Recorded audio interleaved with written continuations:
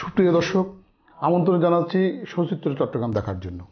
দর্শক, এই অনুষ্ঠানের মাধ্যমে আমরা চট্টগ্রামের বিভিন্ন বিষয় তুলে ধরে থাকি। আজকের বিষয় কিছু কথা কিছু গান। এই নিয়ে কিছু কথা কিছু গান শোনানোর জন্য আমি আমন্ত্রণ জানিয়েছি আমাদের চট্টগ্রামের অন্যতম সঙ্গীত শিল্পী, গীতিকার, সুরকার, নাট্যকার, বেতার টেলিভিশন শিল্পী ও সঙ্গীত পরিচালক সঞ্জিত আচার্য। আমরা আজকে কিছু কথা কিছু গান সঞ্জিত দার মুখ থেকে শুনব। আপনি আমাদের এই চট্টগ্রাম স্টুডিওতে আসার জন্য আন্তরিকভাবে অভিনন্দন জানাচ্ছি। ধন্যবাদ আপনাকে। আমরা প্রথমেই আপনার গান দিয়ে আমরা শুরু করি, তারপর আপনার কথাতে যাব, কারণ কিছু কথা কিছু গান যদি হয়ে থাকে। আপনি প্রথমে আমি আপনাকে অনুরোধ জানাবো, চট্টগ্রামের একটা ঐতিহ্যবাহী যেইটার মধ্যে আপনি নিজে সুর করেছেন, আপনি গেয়েছেন, এবং ওই গান কোনো না কোনো সিনেমায় আপনার আমরা শুনেছি, বা সিনেমা দেখতে গিয়ে আপনার ওই গানটা আমাদের মনের মধ্যে এখনো গেঁথে আছে। ওই ধরনের গান নিয়ে আপনি প্রথম শুরু করেন, এরপরে গানের বিষয়টা শুনবো, আপনার শিল্পী জীবনের কথা শুনবো, চট্টগ্রামে আপনার শিল্পীদের অবস্থার বিষয় শুনবো, এবং আপনার অজানা কথাগুলো শুনবো। আমি এখন আমার লেখার সুরে আমি যে গানটি শাম্পানওয়ালা নাটকের জন্য লিখেছিলাম, পরবর্তীতে শাম্পানওয়ালা ছবি হয়, সেই আলমগীর শাবানা অভিনীত শাম্পানওয়ালা। পরিচালক ঐতিহাসিক সিনেমা পরিচালক ছিলেন আজিজুর রহমান এবং সঙ্গীত পরিচালক ছিলেন শ্রদ্ধেয় সত্য সাহা। গানগুলো করেছিলাম আমি, কান্তানন্দী, সৌম্যরানী, শ্যামসুন্দর কৃষ্ণ। আমার এই গানটি লিপসিং করেছিলেন চিত্রনায়ক আলমগীর এবং নায়িকা ছিলেন শাবানা। আমি এই গানটি দিয়ে শুরু করতেছি।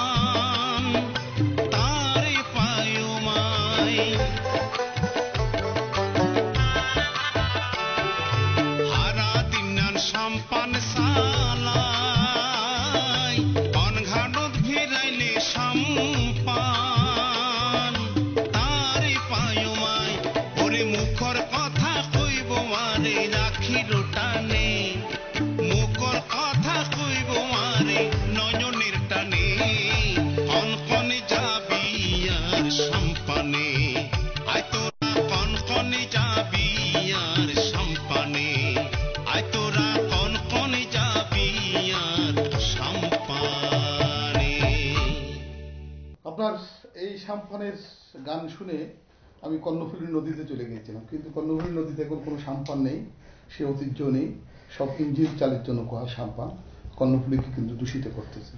আপনি এই গানের বিষয় মানে জানার আগে আপনার গানের বয়স কত, আপনার সঙ্গীত জীবনের বয়স কত, আপনার বয়স কত একটু জানতে চাই।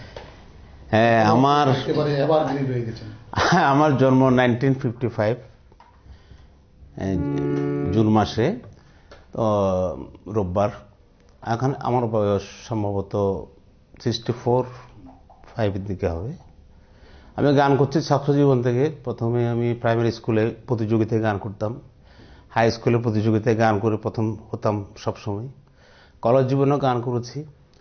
তারপরে তো আস্তে আস্তে যখন শাপালাদি, শ্যামদা, মলয়গঞ্জ দস্তিদার, তারপর এই এমএন আক্তার, আব্দুল গফুর হালি, এদের গান শুনে শুনে আমার মনেও আসলো আমি আঞ্চলিক গান গাইব। আমাকে ওদের গান, ওদের সুর খুব অনুপ্রাণিত করতো। তার সাথে সাথে শুরু হলো আমার লেখালেখি, গান লেখা শুরু করা এবং নাটক লেখা। আমার এই পর্যন্ত 13টা নাটক লিখেছি আমি। তার মধ্যে সাম্পানওয়ালা এবং সোনাই বন্ধু দুটি নাটক চলচ্চিত্র হয়েছে। আচ্ছা, আপনার পুরো পরিবারটাই মানে সম্ভবত সঙ্গীত? হ্যাঁ, আমার বাবা ছিলেন পদাবলী কীর্তনিয়া। বাবার হাতে হাতে করি। আচ্ছা, আপনি প্রথম আঞ্চলিক গানের তালিম কার থেকে নিয়েছেন? ওই যে বললাম, আমি যখন বেতারে যখন গান শুনতাম, তখন তো বাংলাদেশ রেডিও, বাংলাদেশ পাকিস্তান ছিল, গান শুনতাম। শুনে শুনে অনুপ্রাণিত হয়েছিলাম যে আঞ্চলিক গান। আমি তখন এমএন আক্তারের গান শুনতাম, শাপালাদির, শ্যামদার গান শুনতাম, মলয়গঞ্জ দস্তিদারের গান শুনতাম, আশকর আলী পণ্ডিতের লেখা সুরে। 31শে ডিসেম্বর ওনার মৃত্যু দিবস। আমি টেলিভিশনে ওনার জন্য একটা স্মরণীয় অনুষ্ঠান করেছি। আজকের যে বাংলা টিভি, এই মাধ্যমে শাপালাদির, শ্যামদার প্রতি আমি শ্রদ্ধা নিবেদন করছি। তারা ছিলেন আমাদের অনুপ্রেরণা, আমাদের উত্তরসূরি। তাদেরকে আমরা অনুকরণ করে, অনুসরণ করে আজকে এই পর্যন্ত আমি সঞ্জিত আচার্য কল্যাণী ঘোষ আপনার প্রতি শ্রদ্ধা জানাচ্ছি। আমরা আরেকটা গানে চলে যাই।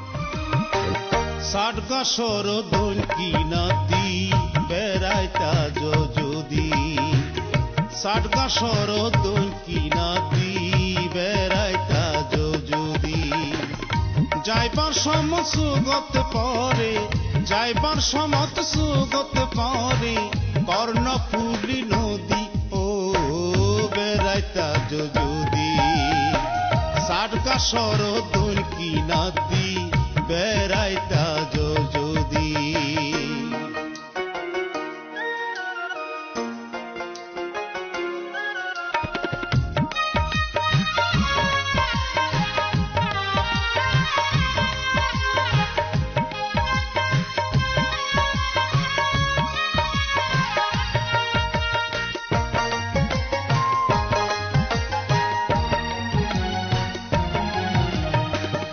জাহাজ ভরা সারা নদী দেখিতে সুন্দর, এই নদী বাসায় রাখে সাডিয়া বন্দর।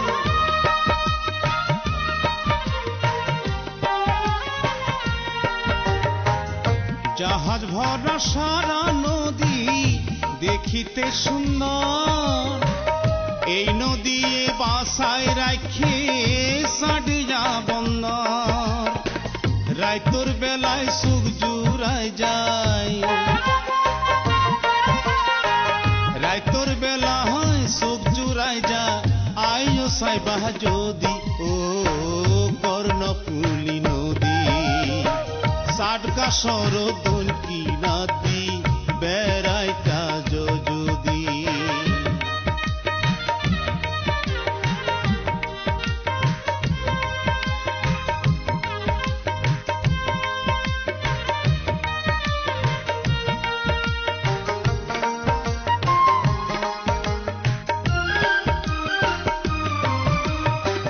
কর্ণফুলী প্রিয় নদী, বাংলাদেশের প্রাণ, কান পাতিলে হুনা যায় লুসাই পারোর গান।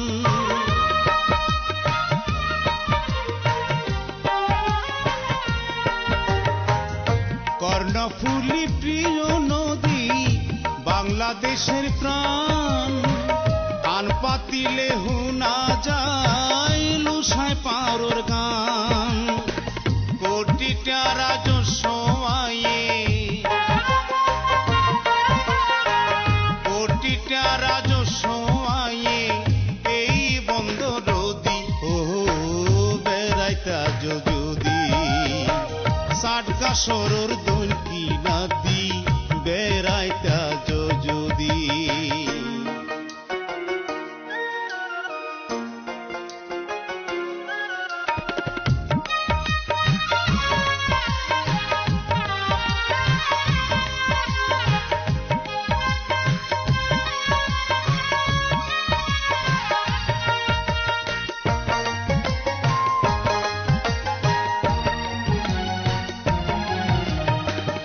নদী এখন আটকা পড়ে নতুন নতুন সড়ক ভূমিদস্যু ঢুকায় ফেলার তারার বাড়ি ঘর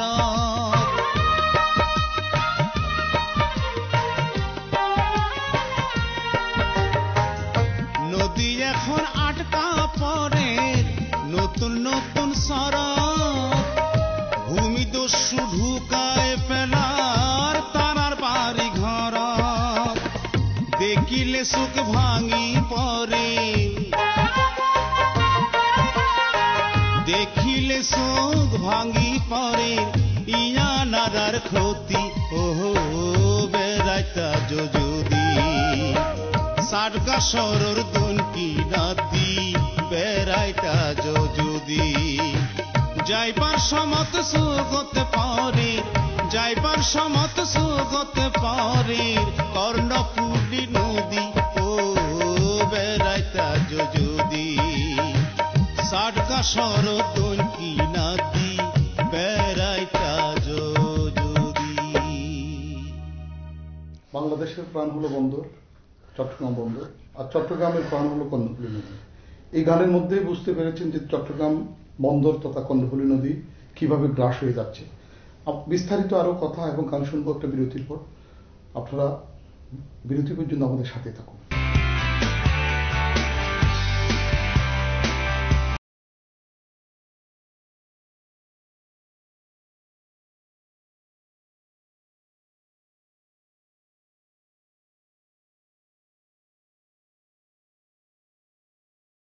বিরতির পর ফিরে আসলাম। চলুন কিছু কথা কিছু গানে। গান শোনার আগে আবার সঞ্জিত দার থেকে কিছু কথা শোনা দরকার। আচ্ছা, বাংলাদেশে তো অনেক সঙ্গীত আছে, আধুনিক গানের সঙ্গীত আছে, রবীন্দ্রসঙ্গীত, নজরুল সঙ্গীত এবং লোকগীতি, লালন গীতি, অনেক সঙ্গীত আছে, কিন্তু আপনি চট্টগ্রামের আঞ্চলিক গানকে কেন বেছে নিয়েছেন? কঠিন প্রশ্ন। তো যাই হোক, সবাই তো মনে করেন রবীন্দ্রসঙ্গীত অনেকে করে, নজরুল অনেকে করে, কিন্তু চট্টগ্রামের আঞ্চলিক গান যারা করতেন হাতে গোনা দুই একজন, বিশেষ করে শেফালী ঘোষ দিদি এবং শ্যামসুন্দর বৈষ্ণব দাদা, এরা দুজনের মুখে এই আঞ্চলিক গান যতটুকু জনপ্রিয় প্রসার লাভ করেছে, এদের পরবর্তী পর্যায়ে মানে আঞ্চলিক গানকে ধরে রাখার জন্য আর কেউ আমার মনে হয় এত বেশি শিল্পীর সমাগম ঘটেনি। তাই আমি চিন্তা করলাম, একসময় আমি ভজন কীর্তন করতাম, তো আমি এটা চিন্তা করে আঞ্চলিক গানের দিকে বেশি নজর দিই, ঝুঁকে পড়ি এবং আঞ্চলিক নাটক, আঞ্চলিক গান লিখতে শুরু করি, গাইতে শুরু করি। চট্টগ্রামকে ভালোবেসে, মূলত অবশ্যই ভালোবেসে। এটাকে বুকে ধারণ না করলে, লালন না করলে, এটাকে ভালো না বাসলে এটা। আচ্ছা, আরেকটা জিনিস হলো, আপনি নিশ্চয় জানেন, মানে ইদানিং কিন্তু চট্টগ্রামের আমাদের আঞ্চলিক ভাষা, যেটা আমরা চট্টগ্রামের ভাষা, আমরা যদি এখন নিজেরাও যদি চট্টগ্রামের আঞ্চলিক ভাষা বলি, প্রতিটা ভাষার মধ্যে, আমার ভাষা বলি না, প্রতিটা ভাষায় কিন্তু বলা হয় এটা খারাপ ভাষা। কেউ যদি চট্টগ্রামের আঞ্চলিক ভাষায় যদি কেউ কোনো ছেলে যদি বলে এই অমা, হ্যাঁ, বা অবাব, যদি এইসব বলার সাথে সাথে মা বলবে এই তুমি খারাপ ভাষা বলতেছো, কিন্তু সারাদিন মা বাবা কিন্তু আঞ্চলিক ভাষায় কথা বলতেছে, তখন ওই ছেলের মাথায় ঢুকতেছে নিশ্চয় আমার মা বাবা প্রতিনিয়ত খারাপ ভাষায় ব্যবহার করে। কিন্তু এই চট্টগ্রামের এই প্রভাবটা কিন্তু আমাদের চট্টগ্রামের আঞ্চলিক ভাষার উপর পড়েছে এবং ধীরে ধীরে কিন্তু আঞ্চলিক ভাষা এবং আঞ্চলিক গান লুপ্ত হয়ে যাচ্ছে। সেক্ষেত্রে আমাদের করণীয় কি? দেখুন, একটা সময় ছিল যখন আমরা আঞ্চলিক গান করতাম, নতুন নতুন যখন গাইছি দেশ স্বাধীন হওয়ার পরে, তখন অনেক তথাকথিত সাংবাদিক, লেখক, গবেষক এবং অনেক বড় বড় ডিরেক্টর, নাটকের পরিচালক, এরা বলতো যে ইয়েন একটা ভাষা না, ইয়েন একটা গান না, হ্যাঁ ইবজ্ঞ হতা না, বাংলা ভাষা হতা না হয়ে তারা সাতগিয়া ভাষাত গান গার, সাতগিয়া ভাষাত নাটক করে, মানে আমাদেরকে হেয় করতো, হেয় প্রতিপন্ন করতো যেখানে সেখানে। কিন্তু যাই হোক, বিধাতার কৃপায় সেই বাধা বিঘ্ন পেরিয়ে আঞ্চলিক গান আজকে শুধু বাংলাদেশে নয়, পৃথিবীব্যাপী জনপ্রিয়। আচ্ছা, আপনি তো আঞ্চলিক গান গান, আপনার পরিবারে আপনার ভাই বোন এদের কথা বললেন, বৌদি ছেলে সন্তানের কথা বললেন। না, আমার 3 মেয়ে, আমার ছেলে নেই। আমার ওয়াইফ তো গান করেন না, উনি হাউস ওয়াইফ। আমার বড় মেয়েকে আমি 7জন ওস্তাদ গান শুনে তো, হ্যাঁ গান শুনে 7জন ওস্তাদ দিয়ে গান শিখেছি। ক্লাসিক্যাল, রবীন্দ্রসঙ্গীত, নজরুলগীতি, আধুনিক সব ধরনের গান সে করতে পারে। আমার মেজে মেয়ে ছিল প্রফেসর, তারও গানের প্রতি যথেষ্ট দক্ষতা আছে। আমার ছোট মেয়ে ডিবেটের দলনেত্রী ছিল একসময়, টেলিভিশনে বিতর্ক প্রতিযোগিতায় বিচারক থাকে। LLB, LLM সুইডেন থেকে ক্লাসে নিয়ে এসছে ইন্টারন্যাশনাল লয়ের উপর। সেই নৃত্যের উপর তার ভালো প্রশিক্ষণ। নৃত্যের আপনি বিয়ে করেছেন কত সালে? বিয়েটা কি আপনার গানের মাধ্যমে কথা দিয়ে নাকি কথার মাধ্যমে গান দিয়ে? আমার যখন 26 বছর বয়স আমি বিয়ে করি। সেটা হচ্ছে তখন তো আপনার বব কাটিং টুল এই সেই খুব হিরোর মতন ছিলেন। আমরা যখন আপনার গান শুনতে যেতাম সোনাই বন্ধুর, আমি ওই নাটকটা দেখতে গিয়ে, এবং চট্টগ্রামে তো প্রায় নাটক আপনার গান দেখছি আমি, তখন তো আপনি হিরো ছিলেন। তো বৌদির সাথে কি প্রেম টেম হয়ে নাকি? না, উনি আমাদের সম্পর্কে আমাদের আত্মীয় হতো। সেই সুবাদে আমার বাবা মার পক্ষ থেকে এবং আমার সম্বন্ধে আমার ওয়াইফের বড় ভাইয়ের পক্ষ থেকে প্রস্তাব আসে, তখনই আমাদের। আপনি এই পর্যন্ত কতটা আঞ্চলিক গান গেয়েছেন? এবং আমি আজকে যেহেতু আঞ্চলিক গানের কথা, আমরা আঞ্চলিক গান শুনি, আপনি তো অসংখ্য গান করেছেন, সুর করেছেন, সেটা তো আছেই, কিন্তু আমি আঞ্চলিক গানের উল্লেখযোগ্য আপনি কোন কোন ছবিতে আপনার গানগুলো গেয়েছি, বিশেষ করে আঞ্চলিক গান? Important question. এখানে হচ্ছে যে আমি যখন প্রথম আমার শাম্পানলা ছবি করার জন্য ঢাকায় যাই, সত্যদা আমাকে ডেকে নিয়ে যান, তখন শাম্পানলা ছবিতে 13টা গান ছিল। এরপরে আমি গান লিখলাম। শাবানা প্রযোজিত প্রথম ছবি মাটির ঘর, হ্যাঁ এই গানটি করেছেন রুনা আপা এবং এন্ডে কিশোর দাদা। হ্যাঁ, তারপর লিখেছি ফুলেশ্বরী ছবিতে একটি গান, যে গানটি সাবিনা আপা করেছেন। অনুরাগ ছবিতে একটি গান সাপারাদি শ্যামদা করেছেন। তারপর আমার বই সোনাই বন্ধু, এখানে রুনা আপা, সাবিনা আপা, এন্ডো ভাই, খন্দকার ফারুক আহমেদ অনেকেই গান করেছেন। আমি করিনি, আমি সুরগুলা লেখা, সুরগুলো কাজ করেছি। দাদা ছিলেন, সত্যদা ছিলেন সঙ্গীত পরিচালক। আচ্ছা, আপনি এবং জাতীয় পর্যায়ে কিভাবে কতটুকু মূল্যায়ন হয়েছে? না, জাতীয় পর্যায়ে এখনো কোনো সুযোগ সুবিধা আমরা পাইনি। আমরা শুনি যে চট্টগ্রামে ডিসি সাহেবের মাধ্যমে শিল্পীদেরকে নাকি সম্মাননা, সরকারের পক্ষ থেকে কিছু কিছু সম্মাননা দেওয়া হয়। সেটা আমরা কোনো খবর রাখি না, খবর পাইনি, কেউ আমাদেরকে বলেনি কোনোদিন, আমরা যাইনি কোনোদিন। আচ্ছা, আপনার আগে যারা মানে চট্টগ্রামে এই যে খ্যাতিমান শিল্পী ছিলেন, তাদেরকে অনুসরণ করে বর্তমান আপনারা যেভাবে পথ চলছেন, আপনাদের পরবর্তী আপনাদেরকে অনুসরণ করতেছে চট্টগ্রামের আঞ্চলিক গানের ক্ষেত্রে? দেখুন, শেফালিদি শ্যামদা যখন মারা গেল, তখন রাষ্ট্রীয় পুরস্কারের জন্য, বিশ্বাস করবেন না, আমি পঙ্কজ বুদ্ধ সুজন, শেফালিদির হাজব্যান্ড ননীগোপাল দত্ত, আমরা বোয়ালখালী, যখন শেফালিদির গ্রামের বাড়িতে বোয়ালখালী, সেখানে টিউনো ছিলেন আমাদের বড়ুয়াবাবু, আমি এই মুহূর্তে নামটা মনে করতে পারছি না।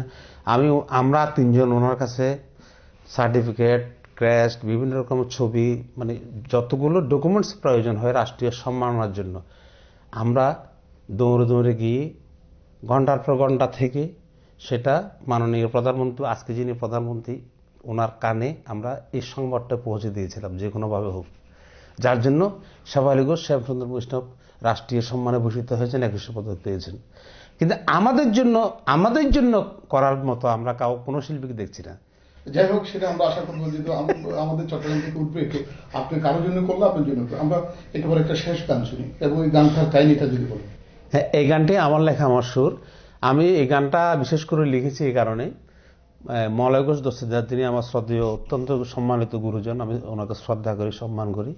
উনি লিখেছিলেন, ছোট ছোট ঢেউ তুলি লোসাই পাহাড়ত্তর নামিয়ারে জার্গি কর্ণফুলি। তো গানটার শুরু থেকে শেষ পর্যন্ত আমার যেন একটু মনে হয় যেন গল্পটা শেষ হয়নি আমার দৃষ্টিতে। আমি ক্ষমা চাই যদি ভুল হয়। সেজন্য আমি একটা গান লোকমুখ শোনা কাহিনী তৈরি করেছি। আমি একজন মাঝিকে বলছি, মাঝি তুমি আমাকে লুসাহে পারহান নিয়ে যাও, আমি একটু জায়গাটা দেখতে চাই। কিন্তু সে যেখান থেকে কর্ণফুলী নদীর সৃষ্টি হয়েছে এবং এই কানের ফুল মেয়েটা কথা পেল, কে দিল তাকে, যার জন্য সে কানের ফুলের জন্য সে আত্মহত্যা করলো, এই কাহিনীটা কি, এই লোকমুখ শোনা গল্পটা আমি তুলে ধরেছি। যাইবানিও মাঝি ভাই লুসাই পাহাড়ে, যাইবানিও মাঝি ভাই লুসাই পাহাড়ে, যে জাঙ্গাতু নাইসে নদী কর্ণফুলী রে, যে জাঙ্গাতু নাইসে নদী কর্ণফুলী রে, যাইবানিও মাঝি ভাই লুসাই পাহাড়ে, যাইবানিও মাঝি ভাই লুসাই পাহাড়ে।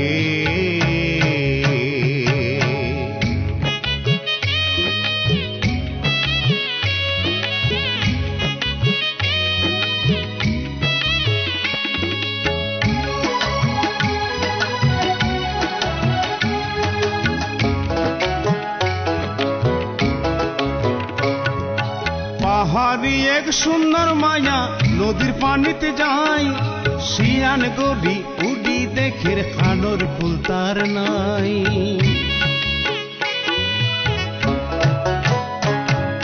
পাহাড়ি এক সুন্দর মায়া নদীর পানিতে যায়, শিয়ান গড়ি উডি দেখের খানোর ফুল তার নাই। কান্দি কান্দি ঝাঁপ দিল, কান্দি কান্দি ঝাঁপ দিল নদীর পানিতে রে, যাইবানিও মাঝি ভাই লুসাই পাহাড়ে, যাইবানিও মাঝি ভাই লুসাই পাহাড়ে।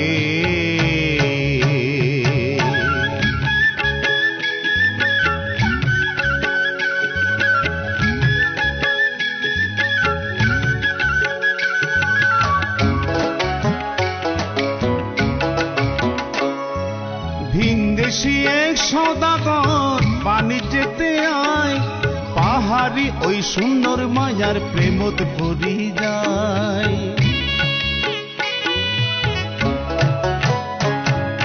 ভিনদেশি এক সওদাগর বাণিজ্যেতে আয়, পাহাড়ি ওই সুন্দর মায়ার প্রেমত পড়ি যায়। উপহার দিল সওদাগর, উপহার দিল সওদাগর ওই কানর ফুল রে, যাইবানিও মাঝি ভাই লুসাই পাহাড়ে, আরে যাইবানিও মাঝি ভাই লুসাই পাহাড়ে।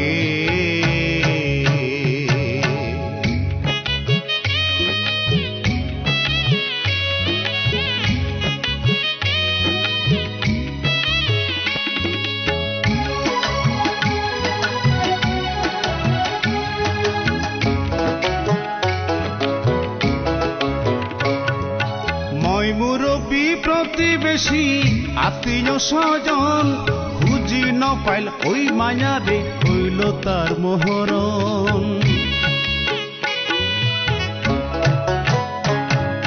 মই মুরব্বী প্রতিবেশী আত্মীয় স্বজন খুঁজি ন পাইল ওই মায়ারে হইল তার মোহরণ। সেদিন তো নাম হইল, সেদিন তো নাম হইল কর্ণফুলী রে, যাইবানিও মাঝি ভাই লুসাই পাহাড়ে, আরে যাইবানিও মাঝি ভাই লুসাই পাহাড়ে। যে জাঙ্গাতো নাইসে নদী কর্ণফুলী রে, যে জাঙ্গাতো নাইসে নদী কর্ণফুলী রে, যাইবানিও মাঝি ভাই লুসাই পাহাড়ে, আরে যাইবানিও মাঝি ভাই লুসাই পাহাড়ে, আরে যাইবানিও মাঝি ভাই লুসাই পাহাড়ে। এখনই চলে যেতে ইচ্ছা হচ্ছে লুসাই পাহাড়ে। আমরা চট্টগ্রামের মানুষ কিন্তু অত্যন্ত ভাগ্যবান, কর্ণফুলী নদী পেয়েছি, নদীর সাথে যে লুসাই পাহাড় এবং আমাদের পার্বত্য চট্টগ্রামের একটা বিশাল সৌন্দর্য নীলাভূমি রয়েছে। আজকে বন্দর তো আমি প্রথমেই বলছি, বন্দর তো আমাদের সবচেয়ে ভাগ্যের চাবিকাঠি। তো আজকের এই গান থেকে কর্ণফুলী নদীর প্রতি ভালোবাসা, নদীর প্রতি শ্রদ্ধা এবং নদীকে রক্ষা, পাহাড়কে রক্ষা। কিন্তু যদি আমাদের এই গান সংশ্লিষ্ট কোনো প্রশাসন শুনে থাকে, আমি মনে করি এই চট্টগ্রাম বাঁচলে দেশ বাঁচবে, কর্ণফুলী নদী বাঁচলে বন্দর বাঁচবে, এটা কিন্তু মাথায় রাখতে হবে। তো আপনার কাছ থেকে আমরা আরও গান শোনার আছে, হয়তো অন্যদিন শুনবো। আপনি একেবারে আমাদের শেষ পর্যায়ে আপনি আমাদের আগামী দিনের জন্য কি গান আপনার হাতে আছে এবং কয়টা গান আপনি এর মধ্যে রচনা করতেছেন বা লিখছেন? এই পর্যন্ত আমি তো গুণে লিখে রাখিনি।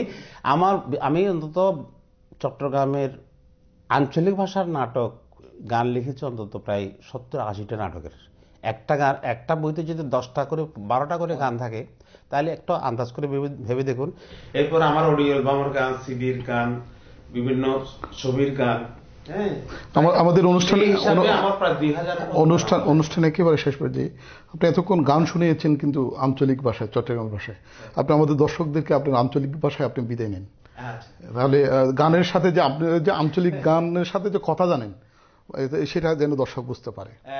সুপ্রিয় দর্শক, যারা বাংলা টিভির দর্শক শ্রোতা আছেন, আমি ব্যাকগ্রাউন্ডের কাছে আবেদন জানাই আপনারা বেশি বেশি করে গানও নেবেন এবং চট্টগ্রাম ভাষায় যারা আপনারা আঞ্চলিক গানও নেবেন আর আরও অনুপ্রেরণা দিবেন আর গান অনুরোধ করিবেন এবং বাংলা টিভির নিয়মিত চাইবেন আর গান এই চ্যানেলের মধ্যে সবসময় পাবেন।